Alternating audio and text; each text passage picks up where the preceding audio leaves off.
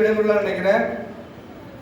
கிட்டத்தட்ட 3.5 ஆண்டு காலமாக இந்த சமுதாயத்தை வழிநடத்தி இன்னைக்கு ஒவ்வொரு மாவட்டத்தில் இருக்கக்கூடிய நம்ம சமுதாய உறவுகளை சந்திக்கும் போது அங்க இருக்கக்கூடிய சமுதாயத்துடைய மக்களுடைய வாழ்வாதாரம் என்ன, அவருடைய அடிப்படை விஷயங்கள் என்னென்ன நடந்திருக்கிறது என்பதை அறிந்து ஆராய்ந்து நம்மளுடைய வாழ்க்கையை பின்னோக்கி பார்க்கும்போது 70 ஆண்டு காலத்தில் இந்த சமுதாயம் எவ்வளவு வீழ்ந்து கிடக்குது என்பதை நாம் அறிந்த ஒரு விஷயம், தெரிந்த ஒரு விஷயம்தான்.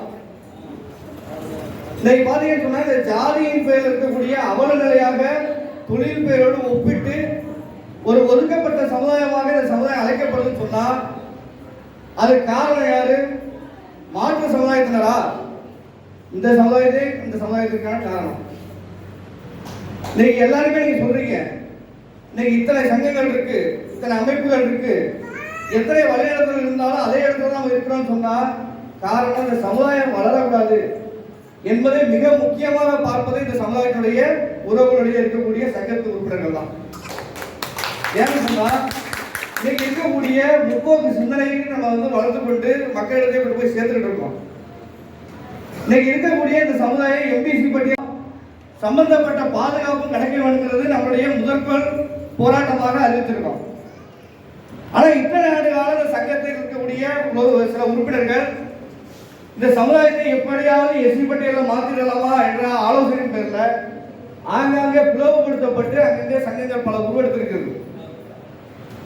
இந்த சங்கங்களுடைய முயற்சி என்னன்னு சொன்னா பிற்போக்கு சிந்தனையான ஒரு தாழ்த்தப்பட்ட எண்ணத்துக்கு அவருடைய எண்ணங்கள் அமைந்திருக்கிறது. இன்னைக்கு இருக்கக்கூடிய அந்த தாழ்த்தப்பட்ட இருக்கக்கூடிய பட்டியலில் இருக்கக்கூடிய அந்த மக்கள் எப்படியாவது அந்த பட்டியல் இடத்திலிருந்து வேறு இடத்திற்கு மாற முடியுமா என்ற ஆர்ப்பாட்டமும் போராட்டமும் இந்த தென் மாவட்டங்களில் தினந்தோறும் பார்க்கிறோம்.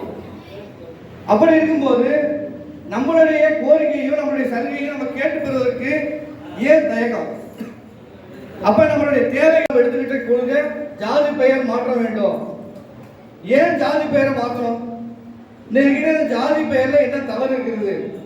இத்தனை ஆண்டு காலம் ஜாதியில வாழ்ந்திருக்கிறோம்.